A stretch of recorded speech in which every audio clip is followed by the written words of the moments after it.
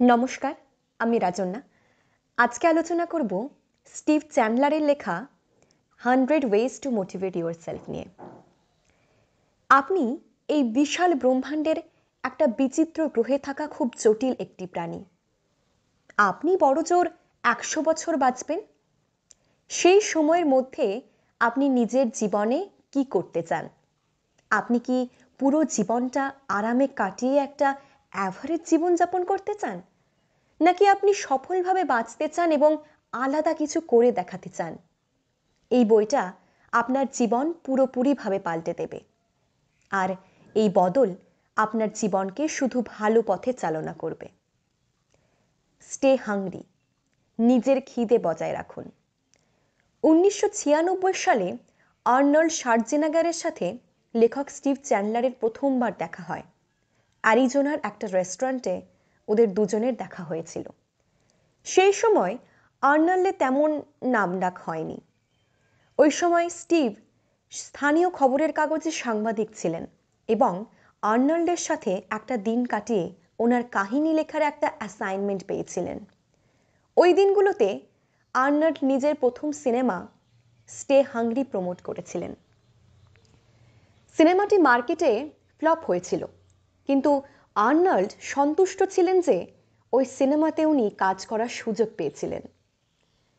রেস্টুরেন্টে দুজন এক টেবিলে বসে খাচ্ছিলেন আর স্টিভ প্রশ্ন করে যাচ্ছিলেন।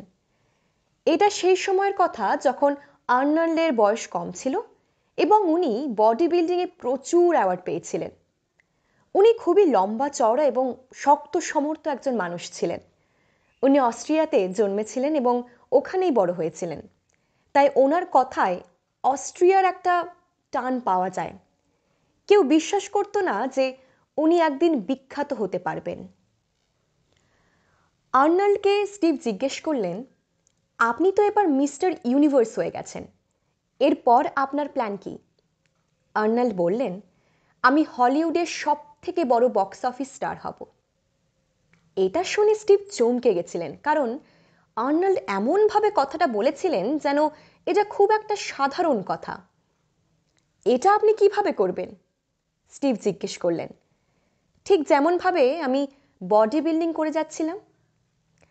আমার ভিশন ক্লিয়ার রেখে আমি ভেবে নিয়েছিলাম যে আমি কি হতে চাই, আর তারপর আমি এমনভাবে জীবন কাটানো শুরু করলাম যে যেন আমি সত্যি সত্যি সেটাই হয়ে গেছি যা আমি হতে চেয়েছিলাম। আর্নল্ড এক্সপ্লেন করলেন। বডি বিল্ডিং করার দিনগুলোতে আর্নল্ড নিজের মনের মধ্যে দেখতেন যে উনি মিস্টার ওয়ার্ল্ডের স্টেজে দাঁড়িয়ে পোজ দিচ্ছেন। উনি ওই গোলেই নিজের ফোকাস রেখেছিলেন এবং কঠোর পরিশ্রম করতেন, আর শেষ পর্যন্ত তিনি তার লক্ষ্যে পৌঁছে গেছিলেন। আর্নল্ডের এই কথাটা স্টিভ নিজের নোটবুকে লিখে রেখেছিলেন এবং কথাটা কখনো ভোলেননি। কয়েক বছর পর স্টিভ খবরে শুনেছিলেন যে আর্নল্ডের সিনেমা টার্মিনেটর 2 সারা পৃথিবীর বক্স অফিসে নাম্বার 1 হিট হয়েছিল। তখন থেকে আর্নল্ড পুরো দুনিয়াতে ভীষণ জনপ্রিয় হয়ে উঠেছিলেন। স্টিভ চ্যান্ডলার নিজের ট্রেনিং সেমিনার এবং স্পিকিং ইভেন্টে আর্নল্ডের কথাগুলো বলতেন। আর্নল্ডের একটা কথা আলাদা করে স্টিভের মনে ছিল, ক্রিয়েট আ ভিশন। কখন একটা ভিশন পাবেন তার জন্য অপেক্ষা করা উচিত নয়। নিজের স্বপ্ন থেকে নিজের ভিশন তৈরি করে নিতে হবে।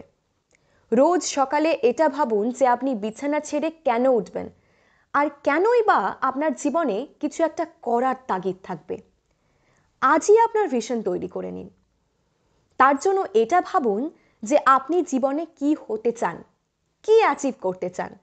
সেজন্য নিজের মনেই ভিশন তৈরি করে নিন এবং জীবনটা সেই মতো কাটানো শুরু করুন। একটু একটু করে আলস্য ছাড়ুন। হেনরি ফোর্ড নিজের এমপ্লয়ীদের বলতেন যে কোনো কঠিন কাজ তখনই সহজ হয়ে যায় যখন সেটা ছোট ছোট ভাগে ভাগ করে নেওয়া যায়। যদি আপনার কাছে এমন কোনো কাজ থাকে যেটা শুরু করতে আপনি ভয় পাচ্ছেন, তাহলে মনে রাখবেন যে আপনি ওই কাজটা ধীরে সুস্থেও শুরু করতে পারেন। ধরুন আপনি কিচেন পরিষ্কার করতে চান, বা ফ্লোর পরিষ্কার করতে চান, বা আপনার যে কোনো অসম্পূর্ণ কাজকে সম্পূর্ণ করতে চান। তাহলে আপনি ওই কাজগুলো ধীরে সুস্থে শুরু করতে পারেন। কোনো কাজ শুরু করতে আপনার ভয় লাগে, তার কারণ আপনার মনে হয় যে ওই কাজটা করতে প্রচুর এনার্জি লাগবে। কিন্তু কখনো ভেবে দেখেছেন কি, আপনি যদি ওই কাজগুলোই ধীরে সুস্থে করেন, তাহলে অন্তত আপনার কাজটা তো এগোবে আর আপনি প্রোগ্রেস করবেন। কাজগুলো করতে আপনাকে নিজেকে ফোর্স করতে হবে না।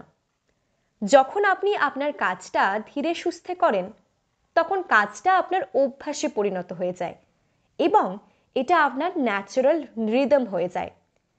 তারপরে আপনি আপনার স্পিড বাড়াতে পারেন। সব সময় মনে রাখবেন, ধীরে সুস্থে কাজ করা একেবারে শুরু না করার চাইতে ভালো। কিল ইওর টেলিভিশন। টিভি দেখা ছাড়ুন। যখন আপনি ঘন্টার পর ঘন্টা টিভি, নেটফ্লিক্স বা ইউটিউব দেখেন, তার মানে আপনি বসে বসে সেই সব লোকজনদের দেখেন যারা নিজের পছন্দসই কাজ করছে।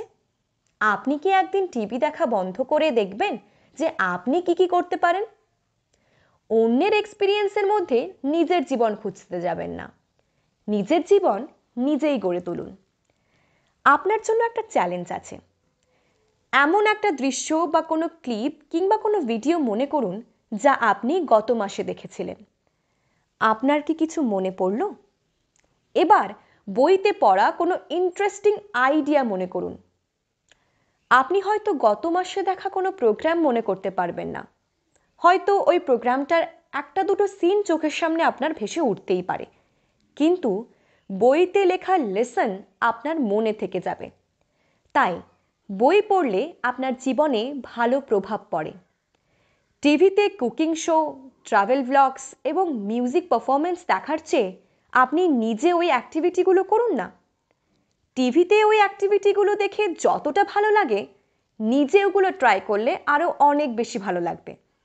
সেই সঙ্গে কিছু শিখতেও পারবেন, যাতে আপনার নিজের খুব ভালো লাগবে।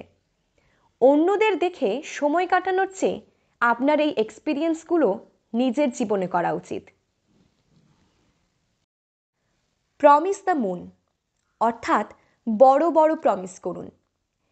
নিজেকে মোটিভেট করার আর একটা উপায় আছে। আপনি যাকে ভালোবাসেন তার কাছে একটা বড় প্রমিস করুন, কিংবা নিজের জবে কোনো একটা বড় গোল বানান। এই প্রমিস আর এই গোলগুলোকে সব সময় নিজের মনের মধ্যে রাখুন আর চ্যালেঞ্জ মনে করে এগুলোকে পূরণ করার প্রাণপণ চেষ্টা করুন। অনেক বছর আগে আমেরিকার প্রেসিডেন্ট জন কেনেডি ন্যাশনাল টিভিতে বলেছিলেন যে আমেরিকায় চাঁদে প্রথম মানুষ পাঠাবে। নাসার সায়েন্টিস্টরা কঠোর পরিশ্রম করেছিল এবং নিজেদের 100% দিয়ে ওই প্রমিসটা পূরণ করেছিল। এটা অনেক বড় একটা পরিকল্পনা ছিল এবং অ্যাপোলো 13 একটা সফল মিশন হয়েছিল। একবার লাস ভেগাসের এক ক্যাসিনোর মালিক একটা বড় বিলবোর্ডে ব্যানার লাগানোর জায়গার জন্য টাকা দিয়েছিল। ক্যাসিনোর মালিক ওই জায়গায় লিখিয়েছিল যে আগামী 3 মাসে যদি কেউ তাকে সিগারেট খেতে দেখে ফেলে, তাহলে তাকে $1,00,000 পুরস্কার দেওয়া হবে।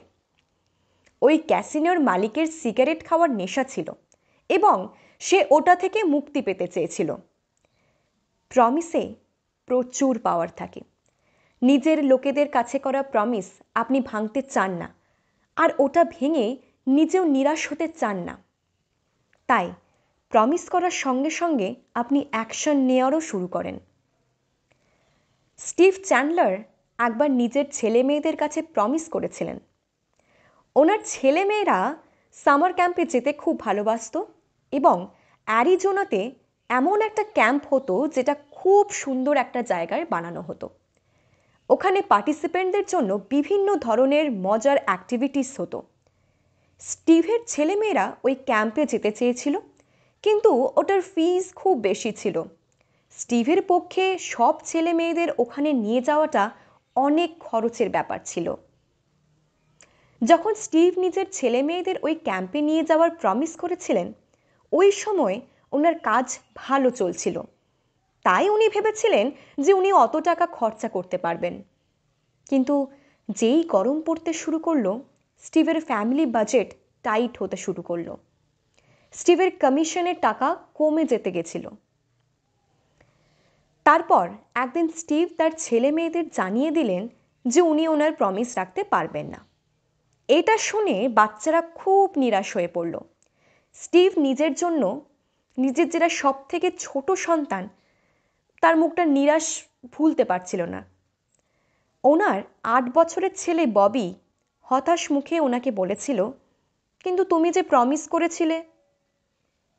স্টিভ নিজের ভুলটা তখন বুঝতে পেরেছিলেন, আর বাচ্চাদের হতাশ করে ওনার খুব খারাপ লাগছিল। কিছুক্ষণ পরে স্টিভ বলেছিলেন, তুমি আমাকে মনে করিয়ে দিলে যে প্রমিস এমন একটা জিনিস যেটা ভাঙা যায় না। আজ থেকে আমি চেষ্টা করব যাতে তোমাদের সবাইকে ওখানে নিয়ে যেতে পারি। আমি তোমাদের নিরাশ করেছি, তাই আই এম সরি। তারপর আর কি, স্টিভ নিজের চাকরি পাল্টে নিলেন।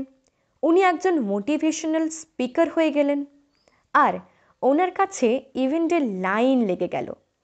ইভেন্টের সাইনিং অ্যামাউন্ট হিসেবে উনি তত টাকাই চেয়েছিলেন যত টাকা বাচ্চাদের সামার ক্যাম্পে পাঠাতে লাগবে। শেষ পর্যন্ত স্টিভ যা চেয়েছিলেন তাই করতে পেরেছিলেন। নিজের প্রমিস রাখতে পেরে স্টিভ ভীষণ খুশি হয়েছিলেন।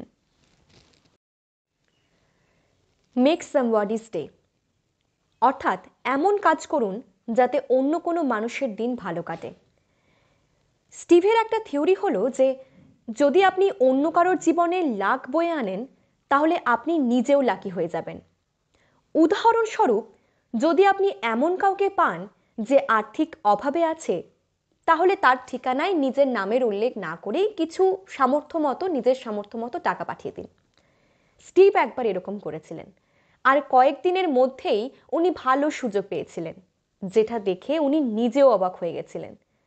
আপনাকে যে টাকা দিয়েই সাহায্য করতে হবে এমনটা নয়, আপনি খাবার, জামা কাপড় বা অন্য কোনো প্রয়োজনের জিনিস দিয়েও অন্যের সাহায্য করতে পারেন।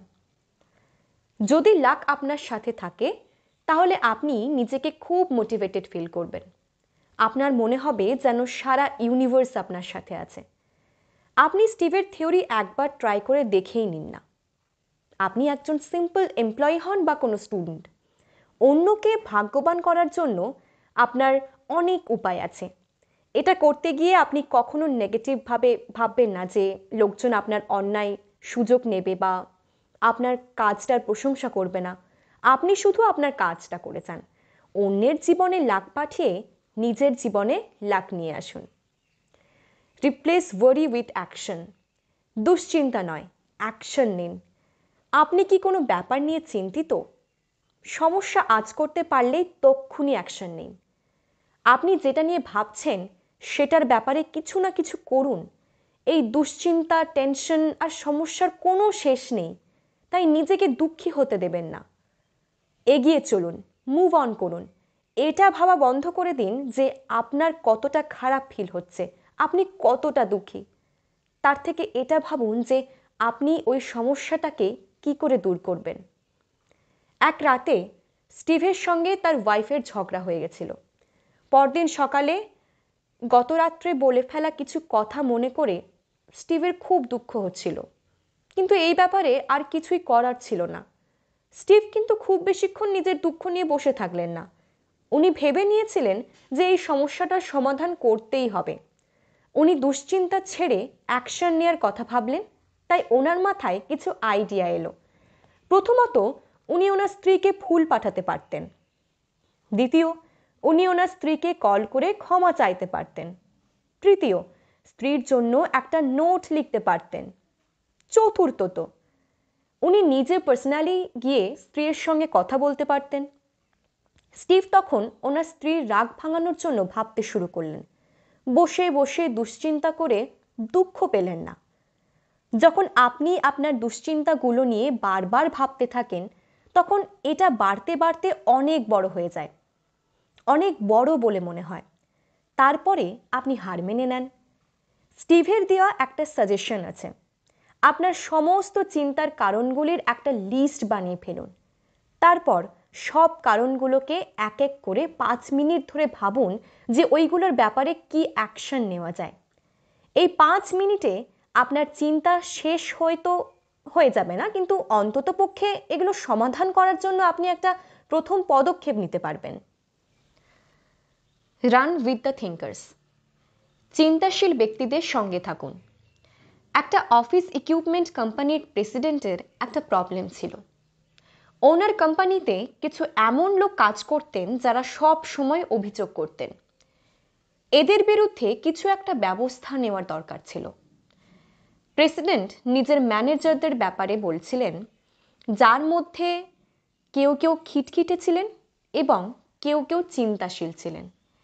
এই খিটখিটে লোকগুলি ইন্টেলিজেন্ট ধরনের ছিলেন।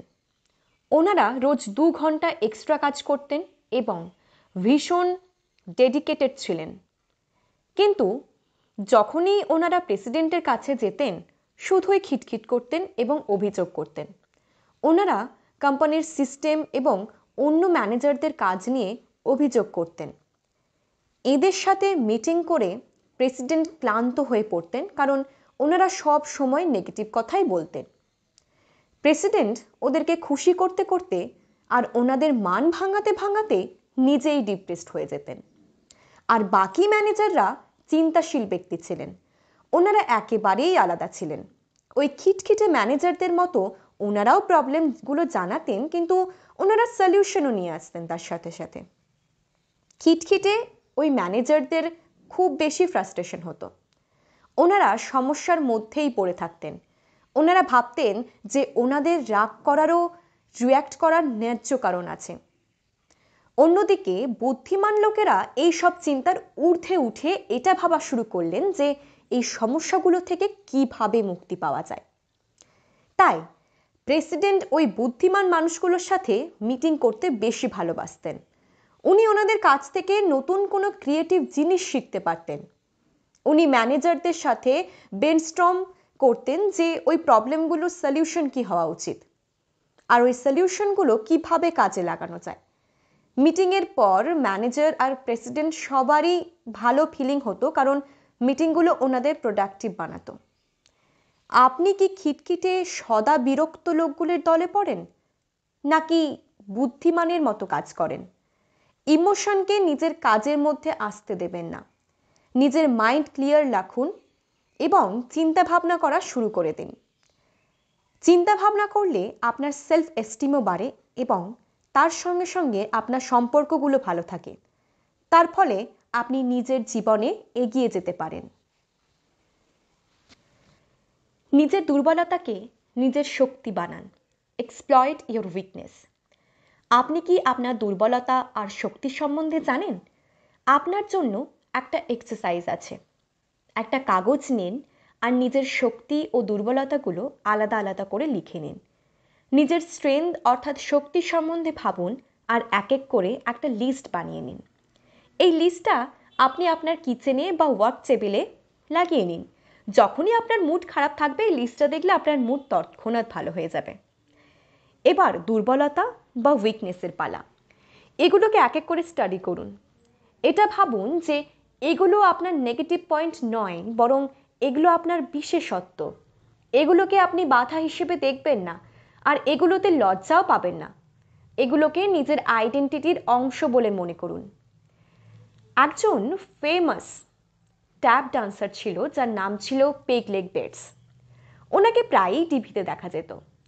ছোটবেলায় ওনার একটা পা বাদ দিতে হয়েছিল, যেটা ওনার জন্য অত্যন্ত দুঃখের বিষয় ছিল, কারণ উনি বরাবরই একজন ড্যান্সার হতে চাইতেন। ওটাই ওনার স্বপ্ন ছিল।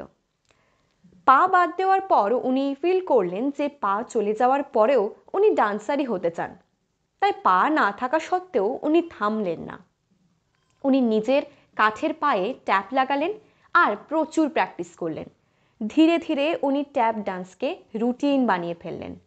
অডিশনে ওনাকে বাকি ডান্সারদের থেকে আলাদা দেখতে লাগতো এবং জাজেরাও ওনাকে আলাদাভাবে নোটিস করতেন। এইভাবে বেটস নিজের দুর্বলতাকে নিজের শক্তি বানিয়ে ফেললেন। মাইকেল বেসভ একজন মাস্টার ফান্ড রেজার ছিলেন। উনি নিজের এমপ্লয়ীদেরকেও নিজের মতো দক্ষ ফান্ড রেজার বানানোর এক্সপার্ট ছিলেন। বেসভ বিশ্বাস করতেন যে দুর্বলতাকে শক্তিতে বদলে ফেলা যায়। ওনার একজন মহিলা সেক্রেটারি ছিলেন যিনি খুবই লাজুক স্বভাবের ছিলেন।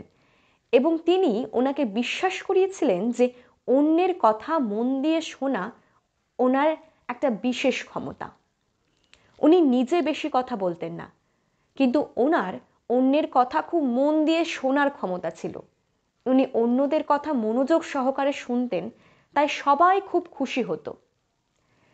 স্টিভ ৩৫ বছর বয়সে বাবা হয়েছিলেন, আর উনি মনে করতেন যে একেবারে শিশুদের বাবা হওয়ার জন্য এই বয়সটা অনেকটাই লেট।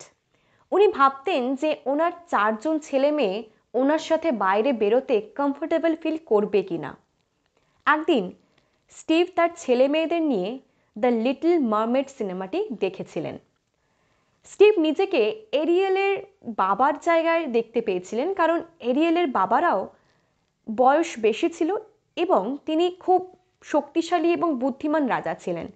স্টিভ অনুভব করলেন যে 25 বছর বয়সে উনি একেবারেই ম্যাচিওর ছিলেন না, তাই 35 বছর বয়সটা একেবারেই সঠিক সময় যখন উনি বাবা হওয়ার দায়িত্ব নিতে পারতেন।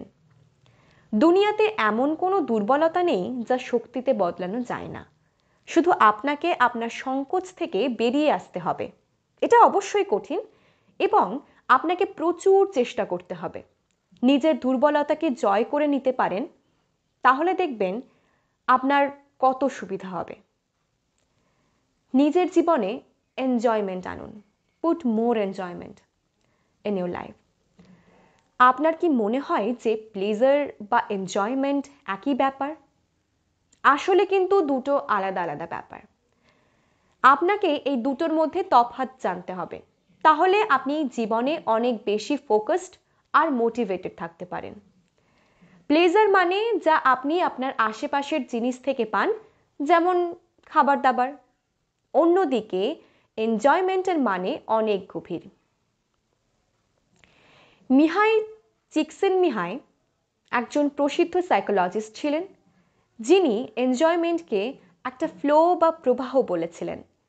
ওনার লেখা একটা বেস্ট সেলার বইতে উনি লিখেছিলেন যে যখন আপনি কোনো অ্যাক্টিভিটির মধ্যে থাকেন, তখন আপনি একটা ফ্লোর মধ্যে থাকেন আর আপনি বুঝতেই পারেন না যে কিভাবে আপনার সময় কেটে যাচ্ছে।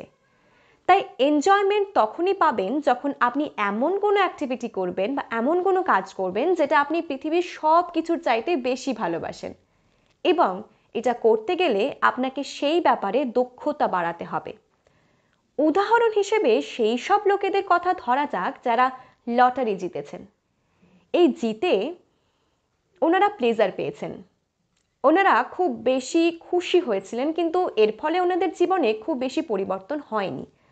লটারি জেতা কিছু মানুষ কোটিপতি হয়ে যান, কিন্তু তাদের জীবনে আগের থেকেও বেশি খারাপ হয়ে যায়। অন্যদিকে এনজয়মেন্ট তখন পাওয়া যায় যখন আপনি টাকা রোজগারের একটা জার্নি শুরু করেন। প্রতিদিনের সমস্যার মুখোমুখি হওয়া এবং সেটা পার করাই হলো আসল এনজয়মেন্ট। স্ট্রাগল করে টাকা রোজগার করলে আপনি টাকার মূল্য বুঝতে পারবেন। প্লেজারের দ্বিতীয় উদাহরণ হলো টিভি দেখা। আপনি ঘন্টার পর ঘন্টা টিভি দেখেন, কিন্তু আপনি জানেন যে এতে আপনার কত উপকার হচ্ছে বা কোন উপকারটা হচ্ছে না, কোন উপকারটা হচ্ছে, আর আপনার জীবনে এর কোনো মূল্য নেই। কিন্তু টিভিতে দেখা সমস্ত শো আমরা দেখার পর ভুলে যাই, কিন্তু ছুটির সময় নিজের ফ্যামিলির জন্য খাবার বানানোকে টিভি দেখার সঙ্গে কম্পেয়ার করে দেখুন। খাবার বানানোর জন্য আপনাকে অনেক পরিশ্রম করতে হয় এবং আপনি ক্লান্তও হয়ে পড়েন, কিন্তু আপনি যদি এটা ভাবেন যে আপনার পরিশ্রমের ফলে আপনার গোটা পরিবার একসাথে এনজয় করতে পারবে, তাহলেই আপনার পরিশ্রম সার্থক হবে। তাই নিজের জীবনে এনজয়মেন্ট আনুন। আপনাকে চ্যালেঞ্জের মুখোমুখি হতে হবে এবং আপনি যাই করুন না কেন সেটা আরো ভালোভাবে করার চেষ্টা করুন। আপনার যে অ্যাক্টিভিটিগুলো পছন্দ, যেমন ধরুন গার্ডেনিং, কুকিং, পেন্টিং কিংবা রানিং, এই সব করুন এবং ওই ব্যাপারগুলোতে নিজের দক্ষতা বাড়ান। বিনা কারণেই হাসুন। Love for no reason. হাসার জন্য, ডান্স করার জন্য, গান গাওয়ার জন্য আপনার ভালো মুডের অপেক্ষা করার দরকার হয় না। কেন জানেন? কারণ এগুলো করার পর আপনার মুড আপনা আপনি ভালো হয়ে যায়। যদি আপনি কোনো প্রবলেম ফেস করেন বা আপনার মুড অফ থাকে, তখন আপনার উচিত নিজেকে হাসানোর জন্য এনকারেজ করা। শুনতে অদ্ভুত লাগলেও আপনার একবার এটা ট্রাই করে দেখা উচিত। ওই একটু প্রাণখোলা হাসি আপনার মেজাজ অনেকটাই ঠিক করে দিতে পারে। আপনার প্রিয় গান কোনটা? গানটা শোনার জন্য সবসময় রেডি করে রাখুন, যাতে আপনি যখন যেখানেই থাকুন না কেন ওই গানটা শুনে আপনার মুড ভালো হয়ে যায়। ভলিউম হাই করে দিন আর নিজেও গাইতে থাকুন। আপনার নিজেকে স্টুপিড বলে মনে হতে পারে, কিন্তু এরকম মনে হলেও আপনার তাতে কিছু যায় আসবে না। আপনি গাইতে থাকুন, একটু পরে আপনার মুড একদম ঠিক হয়ে যাবে আর আপনি বেটার ফিল করবেন। আপনি কি জানেন যারা বৌদ্ধ মঙ্ক, ওনারা মেডিটেশনের সময়ও হাসা প্র্যাকটিস করেন? ওনারা সবাই গোল হয়ে বসেন এবং গান বাজলে হাসা শুরু করেন। এরকম হাসার কোনো কারণ থাকে না, তবু ওনারা এরকম করেন। আপনার সাথে কি কখনো এরকম সিচুয়েশন হয়েছে? আপনার বন্ধু কোনো কারণে হাসছেন আর আপনিও কারণ না জেনেই হাসতে শুরু করেন? বাচ্চারাও এরকম করে। দেখবেন যে ছোট বাচ্চারা একে অন্যকে দেখেই হাসতে শুরু করে দেয়। একে অন্যের মুখ দেখেই ওরা হাসতে থাকে আর খুশি হয়ে যায়। হাসি কন্টেজিয়াস হয়, মানে ধরুন একজনের থেকে অন্যজনের কাছে ছড়িয়ে পড়ে। আপনি কি হাসতে ভালোবাসেন না? শুরুতে আপনি মন খুলে হাসতে না পারলেও ধীরে ধীরে এটা জেনুইন হাসিতে পরিণত হবে। চলুন মোটিভেট হওয়ার এই 10টা উপায় আবার ফিরে দেখা যাক। Stay hungry. আপনার খিদে বাঁচিয়ে রাখুন। আপনি কি হতে চান এই ব্যাপারে নিজের ভিশন ক্লিয়ার রাখুন আর ওই জীবনটা রোজ কাটান। নিজের আয়েশকে একটু একটু করে দূর করুন। ধীরে সুস্থে হলেও নিজের কাজটা শুরু করে দিন। কিল ইয়োর টেলিভিশন। টিভি দেখা ছেড়ে দিন। অন্যদেরকে মজা করতে দেখা ছেড়ে দিন। নিজেই মজার কোনো কাজ শুরু করুন। Promise the moon. বড় প্রমিস করুন। কাউকে একটা কথা দিন আর সেটা পূরণ করার জন্য প্রাণপণ চেষ্টা করুন। Make somebody's day. কারো দিন ভালো করে দিন। আপনি অন্য কারোর জন্য লাক বয়ে আনলে নিজেই লাকি হয়ে যাবেন। Replace your worry with action. চিন্তা নয়, অ্যাকশন নিন। চিন্তিত থাকার থেকে ছোট ছোট পায়ে এগিয়ে যাওয়া ভালো। Run with the thinkers. গভীর চিন্তার মানুষদের সঙ্গে থাকুন। বুদ্ধিমান লোকজনদের সঙ্গে থাকুন। নিজের ইমোশন থেকে বেরিয়ে আসুন, মাইন্ড ক্লিয়ার রাখুন আর সলিউশন বের করুন। Exploit your weakness. নিজের দুর্বলতাকে নিজের শক্তি বানান। নিজের দুর্বলতা নিয়েই লজ্জা পাবেন না। এই দুর্বলতার জন্যই আপনি সবার থেকে আলাদা এবং এটা আপনাকে অনেক সুবিধাও দিতে পারে। Put your enjoyment in. নিজের জীবনে আনন্দ নিয়ে আসুন। চ্যালেঞ্জ থাকলেই কোনো অ্যাক্টিভিটি এনজয়মেন্টের যোগ্য হয়। চ্যালেঞ্জগুলোর মুখোমুখি হন এবং নিজের দক্ষতা বাড়ান। Love for no reason. বিনা কারণেই হাসুন। হাসার নাচ গান করার জন্য বা কোনো বাহানার দরকার হয় না, বরং এই অ্যাক্টিভিটিগুলো করলে আপনার মুড ভালো হয়েই যাবে। আশা করি এই কথাগুলো পড়ে আপনার ভালো ফিল হচ্ছে। এগিয়ে যাওয়ার জন্য আপনার কাছে কোনো না কোনো বাহানা আছেই। এগিয়ে চলুন আর নিজে কিছু একটা করুন। মনে রাখবেন, যা হওয়ার তা হয়ে গেছে। আপনাকে আজকে ফোকাস করতে হবে, আজকের দিনে, জাস্ট রাইট নাও। আর আপনি আজ যা করবেন কাল সেটাই আপনার নিয়তি হয়ে যাবে।